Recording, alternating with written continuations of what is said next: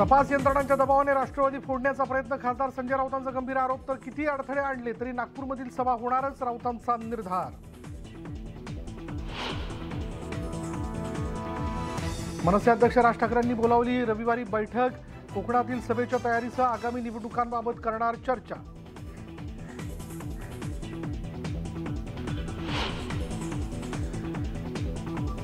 केंद्रीय मंत्री अमित शाह आजपासून 2 दिवसाच्या मुंबई दौऱ्यावर, आगामी निवडणुकांसंदर्भात महत्त्वपूर्ण बैठका, सर्व मंत्र्यांच्या कामाचा हिशेब होणार।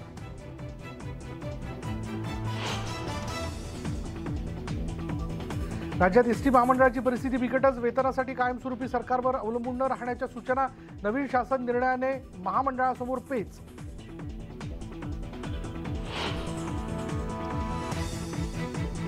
कांजूरमधील कारशेडचा मार्ग अखेर मोकळा, मेट्रो 6 साठी MMRDAला जागा देण्यास राज्य सरकारची मंजुरी।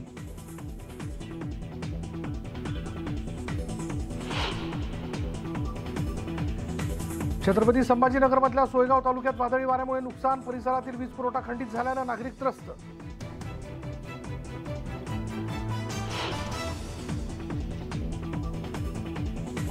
जुन्या मुंबई पुणे महामार्गावर भीषण अपघात, बोरघाटात बस दरीत कोसळून 13 जणांचा मृत्यू झाल्याचा प्राथमिक अंदाज, तर 27 जणांना केलं रेस्क्यू।